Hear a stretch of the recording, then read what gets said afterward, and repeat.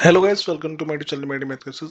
आज हम बात करने वाले हैं हमारे पास क्लास 12th की जो पोल साइंस है उसका जितने भी इम्पोर्टेंट क्वेश्चन है उसके बारे में बात करेंगे।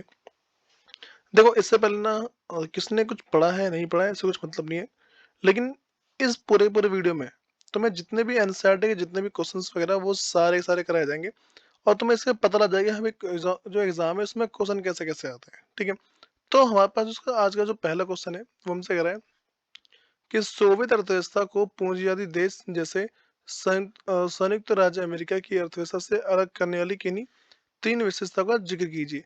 सिंपल सी बात यहाँ पे ये बोली गई है कि सोवियत संघ और जो अमेरिका है, ठीक है, इन दोनों के बीच में अंतर क्या था।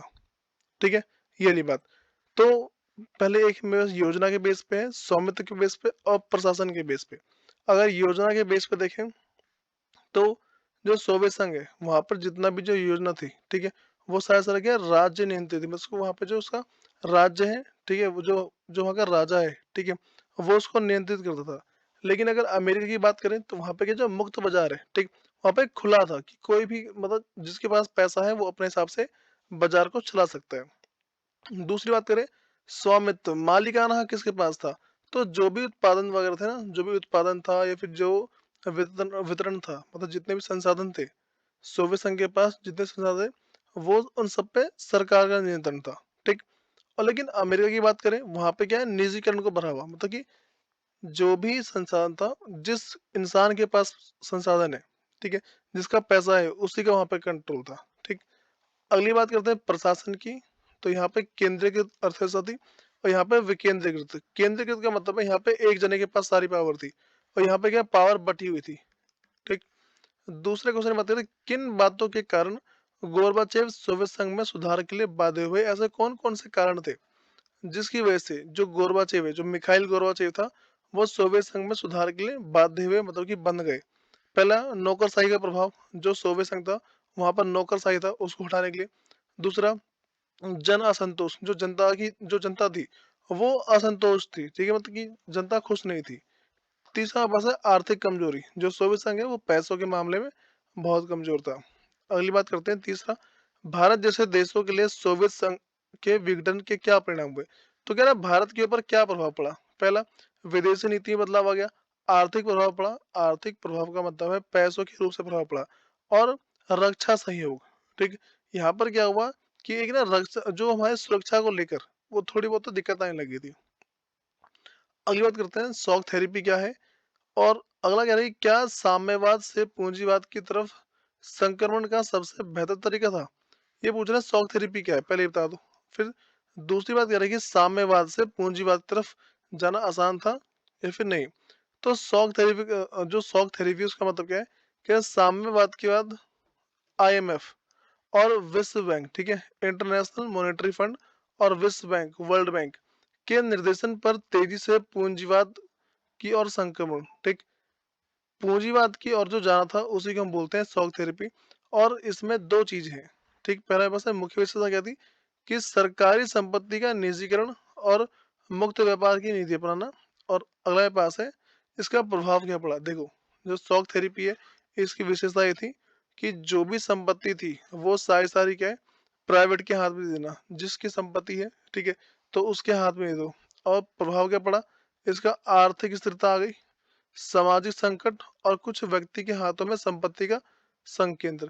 तीन चीज आई इसके अंदर। पहला, आर्थिक अस्थिरता।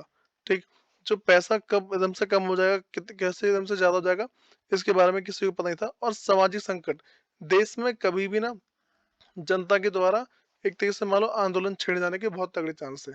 ठीक, तो ये आसार है। और अगली बात करते हैं पास जो है, ये हमारे पास एक कथन दे रखा है, ठीक है, एक स्टेटमेंट है।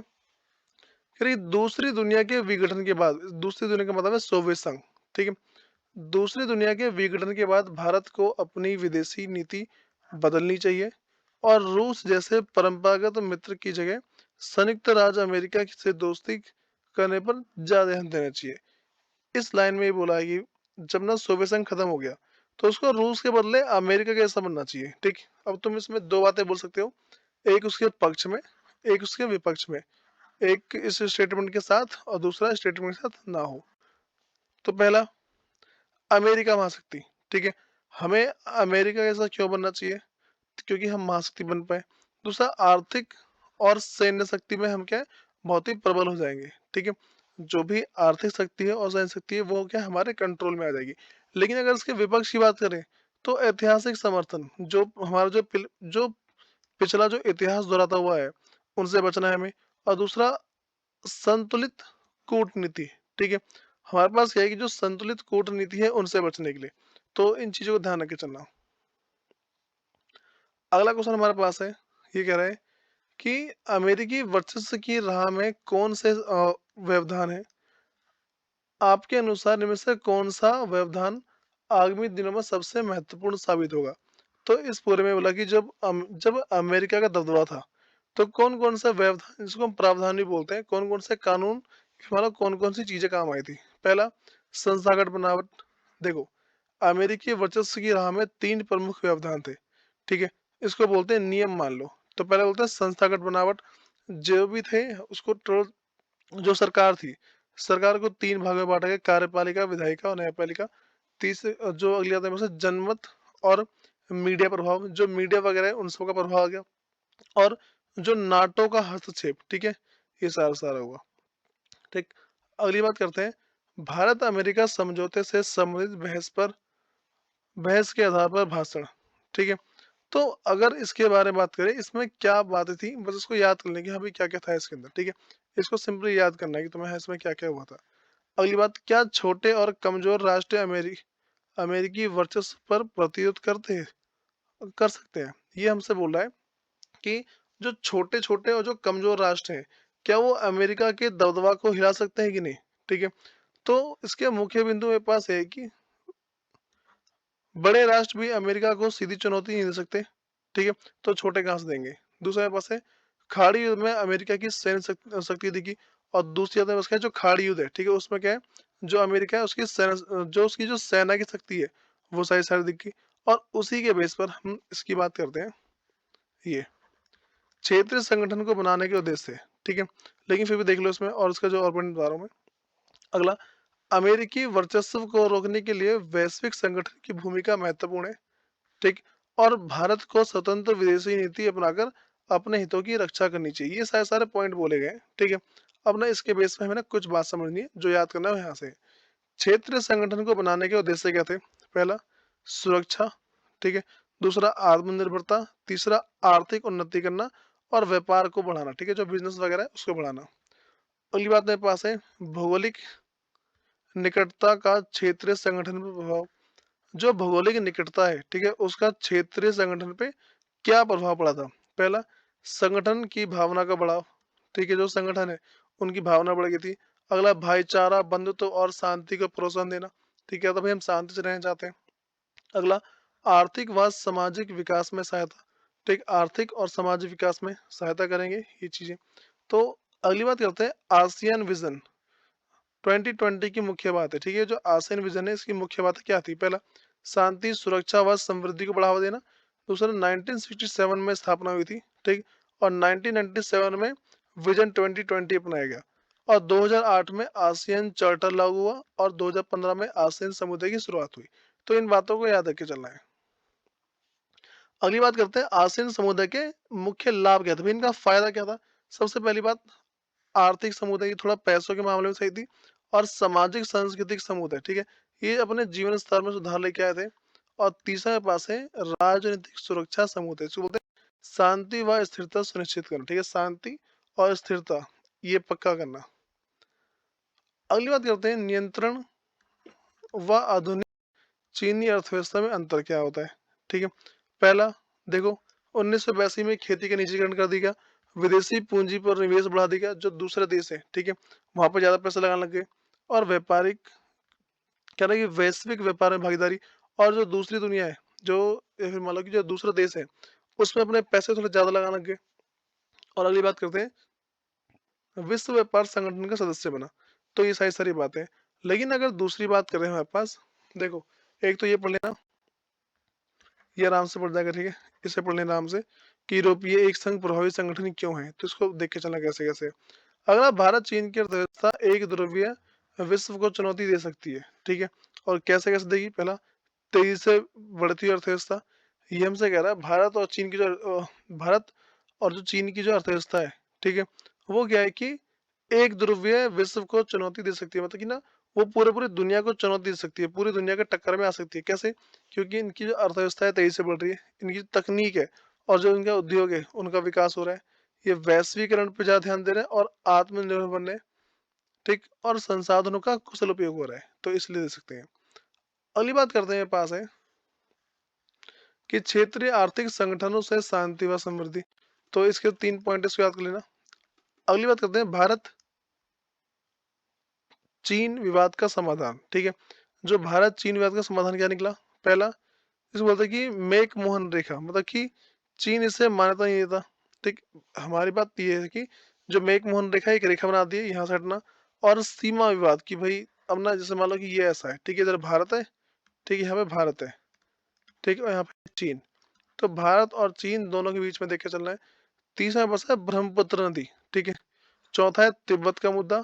और पांचवा है जो पोक पोक में चीन की गतिविधि, मतलब पोक मतलब जो पाकिस्तान है, ठीक है? उसमें चीन की क्या गतिविधियां हैं और इसका समाधान क्या है? कूटनीतिक वार्ता व समझौता, एक नई नई नीति बनाना, ठीक? अगले पास है व्यापारिक संबंधों में संतुलन लाना और जल संसाधनों का साझा उपयोग करना और विवादों का शांतिपूर्ण हल। तो ये सारी सारी बातें याद कर लोगे ना, तो ये क्वेश्चन बनने के चांस होते हैं, ठीक है? अगली बात करते हैं, मेरे पास है कि पाकिस्तान के लोकतंत्रीकरण में कौन सी कठिनाई है, ठीक? जब पाकिस्तान का लोकतंत्रीकरण किया गया था, तो कौन कौन सी कठिनाई सामने आई थी? पहला पास है सैनिक का तानाशाह हो गया था। दूसरा, भारत से लड़ाई हो गई थी। तीसरा, कट्टरपंथ और सेना का दबाव चालू हो गया था। और अगली बात, आर्थिक विकास की कमी हो गई थी और भ्रष्टाचार बहुत बढ़ गया था। अगला क्वेश्चन मेरे पास है, नेपाल के लोग अपने देश में लोकतंत्र को बहाल करने में कैसे सफल हुए? पहला, जो राजा और लोकतंत्र के समर्थकों का संघर्ष, ठीक है? जो राजा वगैरह थे, ठीक है? उन सबके साथ भाई मालती बहुत गंदा व्यवहार किया। अगला है जिसको बोलते हैं कि माओवादियों का प्रभाव। क्या है, 2002 में राजा ज्ञानेंद्र ने सत्ता संभाली, ठीक? वहाँ पे राजा है। अगला पास है आंदोलन व आपातकाल, ठीक है? आंदोलन चलाया बहुत सारे और लॉकडाउन लगाया बहुत सारा। और 7 दलों का गठबंधन बना लिया और 2008 में प्रधानमंत्री का चुनाव भी हो चुका था। क्वेश्चन हमसे पूछ रहा है कि नेपाल के लोग ने ना अपने देश में लोकतंत्र को कैसे बिठाया, ठीक है? अगली बात करते हैं, श्रीलंका के जातीय संघर्ष में किन की भूमिका प्रमुख है? ये जो श्रीलंका है, वहां पे जो जाति का संघर्ष चल रहा है, वहां पे किसकी वजह से ऐसा हो रहा है? पहला, जो सिंहाली समुदाय है, इनकी वजह से। और तमिल के लोग हैं, वो बोल रहे हैं हमें अलग से एक राष्ट्र चाहिए। और अगला इसे बोलते हैं लिट्टे, ठीक है? का संघर्ष बोलते हैं श्रीलंका की सेना से टकराव लिया था ज्यादा। और 1987 में भारतीय हस्तक्षेप, ठीक है? उसके बाद क्या है, जो भारत है वो भी उसने बीच में टांग अड़ाई थी कि हाँ भाई ऐसा हम नहीं होने देंगे। अगली बात, भारत और पाकिस्तान के बीच हाल में क्या समझौते हुए हैं? तो पहला सिंधु जल हुआ है, शिमला समझौता हुआ है और ताशकंद समझौता, 2004 बस सेवा समझौता, ठीक? तो ये 4 समझौते हुए हैं। अगली बात करते हैं, ऐसे 2 मसले के नाम बताइए जिन पर भारत बांग्लादेश के बीच आपसी सहयोग है, ठीक है? तो पहला है पास क्या, आतंकवाद, ठीक है? और गंगा जल संधि और आपदा प्रबंध और व्यापार। इन चीज में क्या सहयोग है और किस चीज पे सहयोग नहीं है? भारत विरोधी गतिविधि, ठीक है? कि जो मतलब भारत का विरोध करते हैं, बोलते हैं भारत बेकार है, बेकार है। अगला, इसको बोलते हैं चकमा शरणार्थी विवाद, ठीक? और वहां के लोग ना भाग भाग के इधर से आते हैं, जो नेपाल के लोग हैं, फिर मान लो कि बंगाल के जो लोग हैं, जो बंगाल के जो लोग हैं, हो गया भाग भाग के भारत आते हैं, ठीक है? तो ये विवाद बहुत ज्यादा बढ़ गया है। अगला है गैस निर्यात विवाद, गैस को लेके एक विवाद हुआ है वो। अगला है गंगा ब्रह्मपुत्र जल का विवाद, इन सब को लेके विवाद हुआ है। अगली बात करते हैं, अच्छा जिसको ना वीडियो थोड़ी फास्ट लग रही है, वीडियो की स्पीड थोड़ा स्लो कर लो, बहुत फायदे में रहोगे। अगली बात करते हैं, दक्षिण एशिया में द्विपक्षीय संबंधों को बाहरी शक्ति कैसे प्रभावित करती है? पहला, अमेरिका व चीन की भूमिका, अमेरिका और चीन बहुत प्रदान करते हैं। और शीत युद्ध के बाद अमेरिका का बढ़ता प्रभाव, जब शीत युद्ध हुआ था उसके बाद अमेरिका का जो दबदबा है वो बढ़ गया था। चीन पाकिस्तान गठजोड़, ठीक है? चीन और पाकिस्तान के जो गठजोड़ है, इसके वजह से भी काफी परेशानी आती है। अगली बात करते हैं दक्षेश, जो बोलते हैं सार्क की भूमिका और सीमाओं का मूल्यांकन करो, ठीक है? तो इसकी भूमिका क्या है? आर्थिक सहयोग करना, सामाजिक विकास करना, अंतर्राष्ट्रीय मंच पर सहयोग करना और चौथा है बस है सांस्कृतिक व वैज्ञानिक आंदोलन प्रदान करना। ये सारी सारी भूमिका है। और सीमा क्या है? भारत पाकिस्तान विवाद, ठीक है, अलग अलग राजनीतिक विचारधारा और नदी जल का विवाद, आतंकवाद, इन सबको लेके चला चला गया है, ठीक है। अगली बात करते हैं दक्षिण एशिया के। देखो ये थोड़ा क्वेश्चन ना इजी सा है, ठीक है, इसको देख लेने में कैसे कैसे करोगे, हल्का पढ़ लेना, समझ में आ जाएगा ये। हाँ भाई, इसके बारे में बात करते हैं कि दक्षिण एशिया के देश भारत को एक बाहुबली समझते हैं। जो दक्षिण एशिया के जो लोग हैं वो भारत को समझते हैं कि ये भाई बाहुबली है, ठीक है, बहुत शक्तिशाली है, जो इस क्षेत्र के छोटे देशों पर अपना दबदबा जमाना चाहता है, उनके अंदरूनी मामले में दखल देता है, ठीक है। तो कह रहे कि इन देशों के बीच ऐसी सोच के लिए कौन सी बातें जिम्मेदार है। ये जो ऊपर बातें बताई गई ना कि ये बहुत ज्यादा शक्तिशाली है और दूसरे देश के बीच में टांग अड़ाता है, तो इसके लिए कौन कौन सी बातें उत्तरदायी है, जिम्मेदार है। पहली बात करते हैं, मेरे पास है क्षेत्र, क्षेत्र में सबसे बड़ी शक्ति, ठीक, क्योंकि क्षेत्र क्षेत्र की सबसे बड़ी शक्ति है एक तो इसलिए। और अगली बात करते हैं छोटे देशों का जो प्रभाव है, छोटे देशों को ज्यादा प्रभावित किया हुआ है। और अंदरूनी मामलों में हस्तक्षेप, जो भारत है वो अंदरूनी मामलों में काफी ज्यादा हस्तक्षेप करता है, ठीक है। अभी जो श्रीलंका का एग्जाम्पल था ऊपर पढ़ा था मैंने, ठीक है, सिन्हाली लोग वगैरह। और अगली बात करते हैं सुरक्षा व विदेशी नीति पर नियंत्रण की धारणा, सुरक्षा की नीति वगैरह बना रखी है, ठीक। अगली बात करते हैं सुरक्षा परिषद के कार्य क्या है। पहला, अंतर्राष्ट्रीय शांति, दूसरा संघर्ष की जांच करना और उसका समाधान निकालना, और युद्ध विराम लागू करना करवाना, मतलब कि जो लड़ाई हो रही है उसको रुकवाना, नागरिकों की सुरक्षा निश्चित करना, और नए सदस्यों की सिफारिश करना, जो नए नए सदस्य आएंगे उन सबके बताना कि हमें ये सदस्य है, ये सदस्य है, इस तरीके से। नेक्स्ट मेरे पास है भारत की सुरक्षा परिषद में स्थायी सदस्यता के पक्ष में समर्थन कैसे करेंगे, ठीक है। वही कह रहे हैं कि भारत की सुरक्षा परिषद में ना तुम उसके समर्थन में, उसके सपोर्ट में क्या बोलोगे। पहला, भारत सबसे बड़ा लोकतंत्र है। दूसरा, अंतर्राष्ट्रीय शांति प्रयास में सक्रिय भागीदारी, ठीक, और जो अंतर्राष्ट्रीय शांति उसमें काफी ज्यादा भागीदारी ले रहे हो। अगला है विश्व की छठी सबसे बड़ी अर्थव्यवस्था, ठीक। अगला है पास है सैन्य शक्ति एवं रणनीतिक महत्व है। और लास्ट में पास है संयुक्त राष्ट्र में भारत का ऐतिहासिक योगदान, ठीक है। ये सारी सारी बातें हैं जिससे हमें पता लगता है कि जो भारत में ना सुरक्षा देने के लायक तो है। अगला, संयुक्त राष्ट्र के ढांचे में सुधार में कठिनाई कौन कौन से आई है। अगर संयुक्त राष्ट्र की बात करें, जो संयुक्त राष्ट्र संघ है, इनका जो ढांचा बना हुआ है, जिस तरीके से बना हुआ है, कौन कौन से देश शामिल है, इन सब में क्या क्या कठिनाइयां आई है, ठीक। तो पहला, स्थायी सदस्यों का वर्चस्व, जो स्थायी सदस्य है वो इसके अंदर है। दूसरा, विकासशील देशों को उचित प्रावधान और प्रतिनिधित्व प्राप्त नहीं है। और तीसरा है भूगोल बनाम शक्ति का विवाद, ठीक है, मतलब कि जमीन और शक्ति को लेकर लड़ाई। और चौथा है पास है आर्थिक और सैन्य शक्ति के योगदान पर बहस, की कौन किसको योगदान करेगा, क्या कौन नहीं करेगा। अगला, सुधार प्रस्तावों की अस्वीकृति, ठीक है, जो सुधार प्रस्ताव है उसको मना कर रखा है। अगली बात करते हैं संयुक्त राष्ट्र संघ को एक अपरिहार्य संगठन क्यों माना जाता है। क्योंकि ये वैश्विक शांति को बढ़ावा देता है, ठीक, और सुरक्षा, सामाजिक और आर्थिक विकास में योगदान देता है। हथियारों और जैविक युद्ध पर नियंत्रण लगाता है, मतलब कि ना हथियार वगैरह या फिर जो जैविक युद्ध है, केमिकल वाली लड़ाई है, इन सबको रोकता है। और राष्ट्र संघ की तुलना में अधिक प्रभावी है, ठीक। और अगला है पास पांचवा की अंतर्राष्ट्रीय सहयोग और संकट समाधान में प्रमुख भूमिका निभाता है। तो हम सबको एक बार ध्यान रखकर चलनी है, जितना भी क्वेश्चन करा रहा हूँ ये सारे सारे ऐसे होते हैं कि शॉर्ट पॉइंट में लिखे हैं, तो मैं इसको एक्सप्लेन करके समझाना है, ठीक है। अगली बात है पास है संयुक्त राष्ट्र संघ। अब इस संयुक्त राष्ट्र का सुरक्षा सुरक्षा परिषद के ढांचे में बदलाव से कैसे जुड़ा है। तो इसके कुछ पॉइंट है, इसको बस याद कर लेना, पता लग जाएगा तुम्हें, ठीक है। अगली बात, परंपरागत और अपरंपरागत सुरक्षा में क्या अंतर है, तुम्हें ये बताना है। क्योंकि परंपरागत सुरक्षा में क्या होता है, इसमें सैन्य बल और बाहरी खतरों से संबंधी है। लेकिन जो अपरंपरागत है, जो अभी क्या है, वो है मानव अस्तित्व से जुड़े खतरे, जैसे जनसंख्या वृद्धि, महामारी, आतंकवाद, ये सारे सारे, ठीक है। और बात करें इनमें क्या गठबंधन है, तो परंपरागत सुरक्षा का हिस्सा है, ठीक है, लेकिन जो अपरंपरागत है वो नहीं है, ठीक। क्वेश्चन दूसरा हमारे पास है कि तीसरी दुनिया के देशों और विकसित देशों में रहने वाले लोगों के सामने मौजूद खतरों में क्या अंतर है, ठीक। पहला, तीसरी दुनिया कौन है, बाहरी व आंतरिक संघर्ष या फिर सैन्य संघर्ष, ठीक। अमेरिका और सोवियत संघ को छोड़ के जो तीसरे हैं उसे हम बोलते हैं तीसरी दुनिया। और अगली बात मेरे पास है कि विकसित देश को लेकर चले, ठीक है, एक में आर्थिक स्थिरता है, ठीक है, आतंकवाद भी है, और पर्यावरण संकट है और दूसरे में नहीं है। ठीक, इन पॉइंट को तुम याद कर लेना। हाँ भाई, वही दोबारा बस आ गया कि परंपरागत और अपरंपरागत है, इसको देख के चलना एक बार।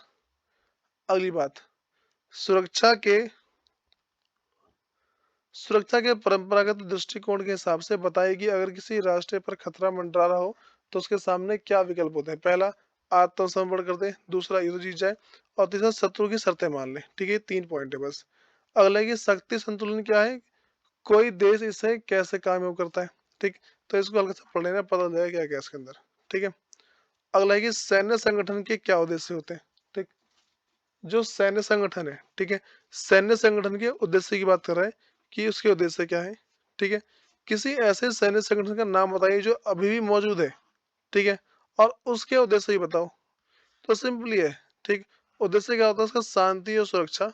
और दूसरा इसका कौन सा, नाटो जो अभी भी है, इसका उद्देश्य क्या है, पश्चिम देश करना और आतंकवाद के विरुद्ध अभियान चलाना। ठीक है, ये सारी सारी बातें। नेक्स्ट बात करते हैं, हमारे पास है कि पर्यावरण के तेजी से हो रहे नुकसान से देशों की सुरक्षा को गंभीर खतरा पैदा हो गया है। क्या आप इस कथन से सहमत हैं? उदाहरण देते हुए समझाइए। पहला, हाँ भाई सहमत तो है।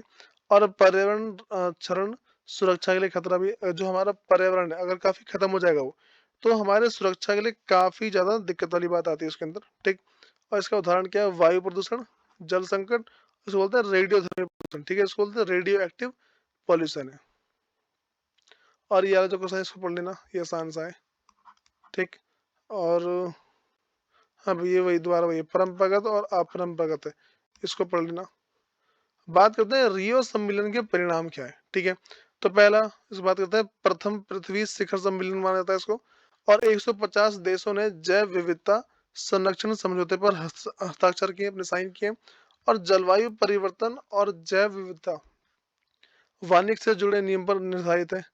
और बात करते हैं एजेंडा 21 टिकाऊ विस्तार के, हमें टिकाऊ विकास के तौर तरीके सुझाए गए। और लास्ट में पास है, पर्यावरण को हानि पहुंचाए बिना आर्थिक समृद्धि पर सहमति। ये इसके अंदर लिखा हुआ है रियो सम्मेलन के क्या क्या परिणाम निकले थे। ठीक, अगली बात, विश्व की साझी विरासत का क्या अर्थ है, इस दोहन और प्रदूषण कैसे होता है। ठीक है, तो पहला कि विश्व की साझी विरासत मतलब कि वैश्विक संसाधन जिनका स्वामित्व सभी के पास है। ठीक है, जिसका मालिकाना हक सबके पास है। ऐसे पृथ्वी का वातावरण हो गया, ठीक है, अटलांटिका महासागर, बाहरी अंतरिक्ष, इन सब पे। ठीक, और दोहन और प्रदूषण ये हुआ कैसा है। ठीक, पहले बोलते हैं कि मॉन्ट्रियल मॉन्ट्रियल प्रोटोकॉल, दूसरा अटलांटिका संधि, और तीसरा ओजोन परत क्षेत्र। ये 3 चीज हमारे पास है और यही तीनों तीनों क्या है, काफी ज्यादा चिंता के विषय बने हुए हैं। अगली बात करते हैं कि साझी परंतु अलग अलग जिम्मेदारी से क्या अभिप्राय है। तो पहला, विकसित देश, विकासशील देश। ठीक है, इसको बोलते हैं कि रियो शिखर सम्मेलन और विकसित देश से ज्यादा योगदान दे, ये देखो। तो इसको हल्का याद कर लेना। ठीक है, तो पता चलेगा क्या क्या है इसके अंदर। अगली बात करते हैं पास कि वैश्विक पर्यावरण सुरक्षा 1990 दशक से प्राथमिक चिंता क्यों बनी है, क्योंकि वन की कटाई ज्यादा होने लगी है अब। ठीक है, दूसरा जलवायु परिवर्तन आ गया। और ग्रीन हाउस गैस काफी ज्यादा फैले। और जैव विविधता के पीछे कारण क्या है। ठीक, पहले बोलते हैं आवासीय क्षति है, जहाँ पे लोग रहते हैं उस जगह को बर्बाद कर दिया है। अति दोहन, ज्यादा उपयोग करना, और प्रदूषण, ठीक है, ये फैलाना। और जलवायु परिवर्तन और स्थानांतरित कृषि, तो इन चीजों को देखा जाता है। अगली बात करते हैं, पृथ्वी को बचाने के लिए सुलह और सहयोग की नीति क्यों जरूरी है। ठीक, पहला, पर्यावरण संकट जो पूरी दुनिया को समस्या देगा। अगली बात करते हैं बर्ड लाइफ इंटरनेशनल कैम्ब्रिज। ठीक है, इसके बारे में। और तीसरा, G8 बैठक। ये सारी सारी बातें। और ये तुम्हारे पास दोबारा आसान सा क्वेश्चन है। ठीक है, इसको हल्का पढ़ लेना, तुम्हें समझ में आ जाएगा कि क्या है इसके अंदर। रियो सम्मेलन के परिणाम क्या है, तो मैं बता चुका हूँ अभी। ये क्वेश्चन दोबारा रिपीट हो रहा है फिर। हाँ भाई, अगली बात करते हैं रियासतों के विलय पर आपकी क्या राय है। पहला, लोकतंत्र बढ़ गया, इससे जनता को समान अधिकार मिल गए, प्रशासनिक व्यवस्था अच्छी बन गई है, और कुल रियासतों में बल प्रयोग हुआ है, और भारत की एकता और अखंडता बनी हुई है। ठीक है, नेक्स्ट बात करते हैं गांधी व नेहरू के बयान से राष्ट्र निर्माण का कौन सा एजेंडा ध्वनित होता है।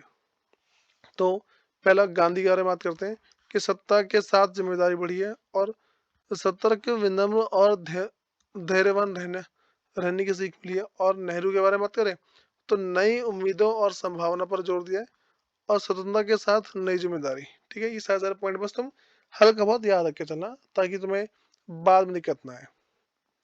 अगली बात देखो, ये क्वेश्चन आंसर है, नेहरू ने भारत को धर्मनिरपेक्ष राष्ट्र बनाने के लिए किन किन तर्कों का उपयोग किया, तो वही शायद तर्क तुम्हारे पास। ठीक है, हल्का पढ़ लो, से समझ में आ जाएगा। और ये क्वेश्चन भी ठीक वैसा ही है, इससे हल्की रीडिंग करोगे इसकी। ठीक है, ये तुम्हें समझ में आएगा आसानी से। नेक्स्ट हमारे पास है कि राज्य पुनर्गठन आयोग का क्या कार्य है, इसकी प्रमुख विशेषता क्या है। ठीक, इस बात की इसकी जो प्रमुख सिफारिश क्या थी, तो इसको ना हल्का सा बस इसको रीड मार लेना कि इसके में क्या क्या पूछा हुआ है, क्या क्या नहीं पूछा हुआ है। अब सुनो, भारत को एक राष्ट्र बनने वाली प्रमुख विशेषता क्या क्या है, तो जो जो विशेषता यहाँ पे है, ठीक, ये नॉर्मली। अगला, भारत और सोवियत संघ की राष्ट्रीय निर्माण प्रक्रिया में समानता व असमानता। ये लो भाई, समानता तुम्हारी ये रही कि क्या समानता है, और असमानता ये रही। ठीक है, और दोनों में से बेहतर कौन सा है वो तुम्हें ये बता रखा है।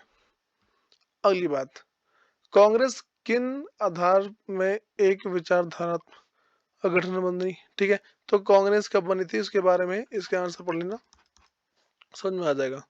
कांग्रेस में मौजूद, दोबारा वही कांग्रेस के ऊपर है तो इसका भी आंसर पढ़ लेना। अगली बात करते हैं, एकल पार्टी प्रभुत्व की प्रणाली का भारतीय लोकतंत्र से क्या असर हुआ है।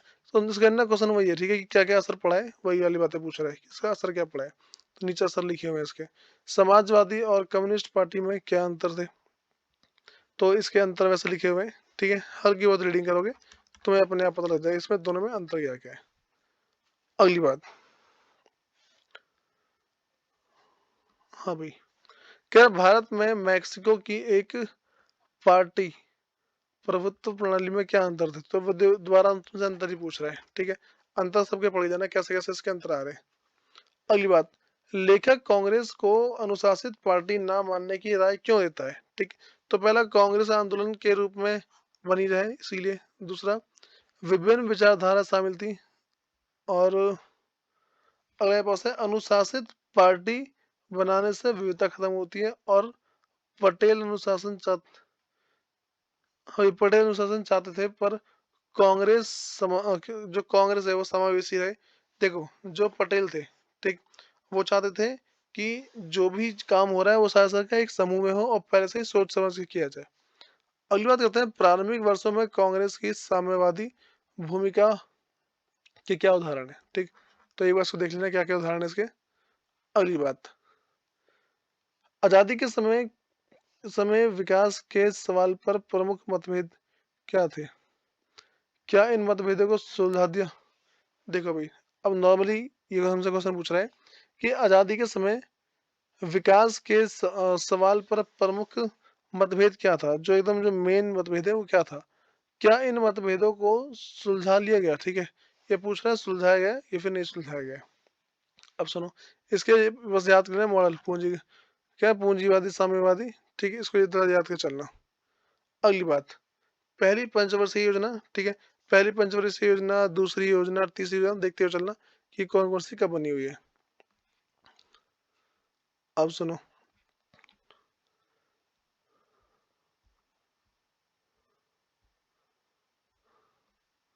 हाँ भाई, अगली बात है दूसरी पंचवर्षीय योजना क्या थी।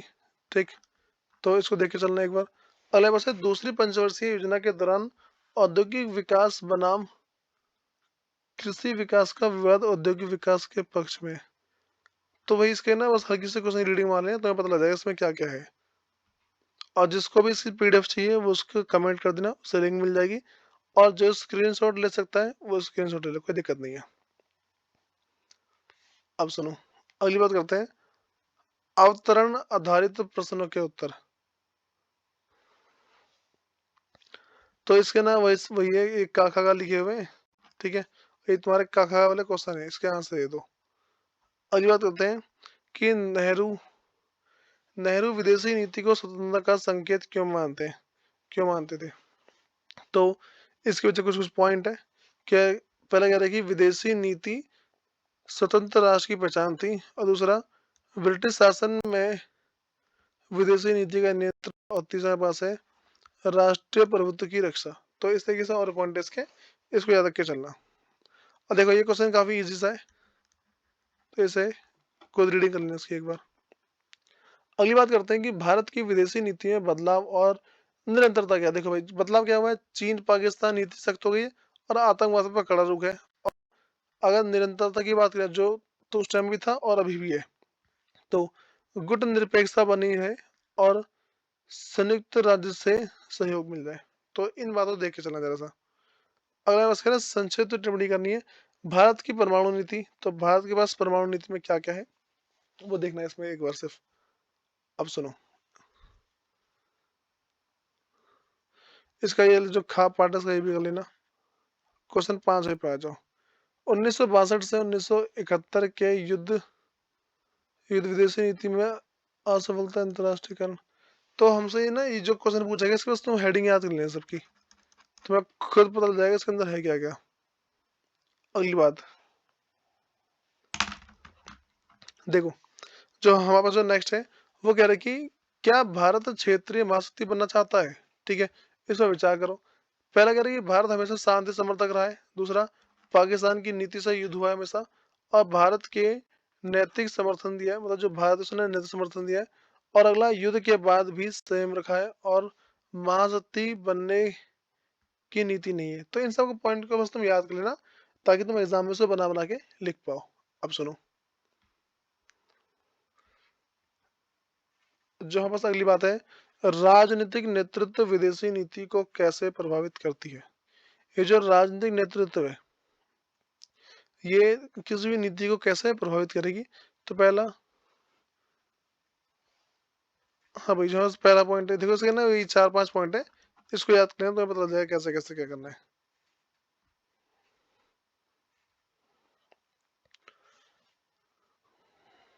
हाँ भाई, तो देखो ये नॉर्मल वही क्वेश्चन है, का खा गा वाले, इसको पढ़ के आंसर देना अपने नाम से।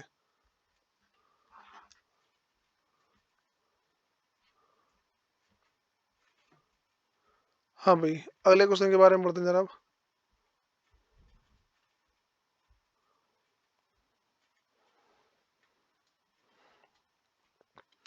हाँ भाई, हमसे क्वेश्चन क्या है कि 1970 के दशक में इंदिरा गांधी की सरकार लोकप्रिय क्यों हुई थी।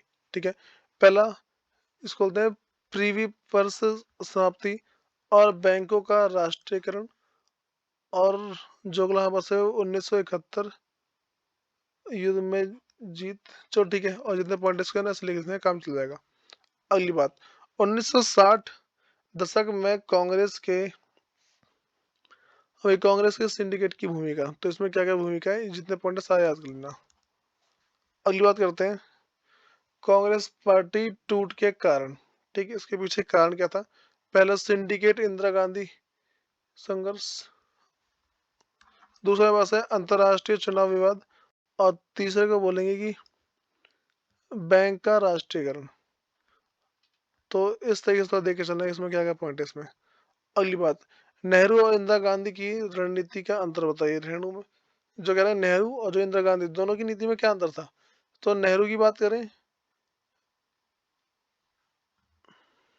हाँ भाई, तो हमसे कह रहा है कि संघीय व बहुविचारीय मंच धारा है। और अगली बात करते हैं,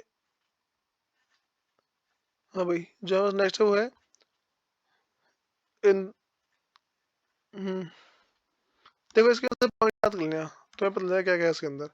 अगला, 1970 के दशक में कांग्रेस मर क्यों मर गई क्यों। ठीक है, तो इसका दोबारा तुम्हें नॉर्मल इसका आंसर लिखना है सबका।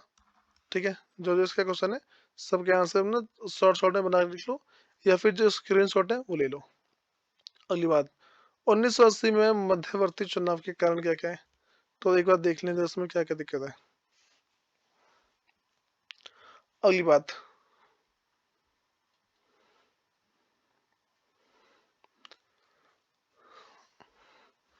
हाँ भाई, हमारा सोचते हैं 1970 में विपक्षी सरकार बनने के पीछे कारण। दूसरी बात करते हैं कांग्रेस की टूटे। ठीक है, अगला आपातकाल के दुष्प्रभाव है। और तीसरा बस है विपक्ष का एकीकरण है। और चौथा बस है चुनाव चुनाव को जनमत संग्रह का रूप दिया गया। और अगली बात करते हैं जनमत की। हाँ भाई, जनता में असंतोष। ठीक। तो जितनी बातें बताई ना, इनको थोड़ा पढ़ लेना ताकि तुम्हें ना समझ में आना शुरू हो जाए। फिर मिलते हैं इसकी नेक्स्ट वीडियो में। धन्यवाद।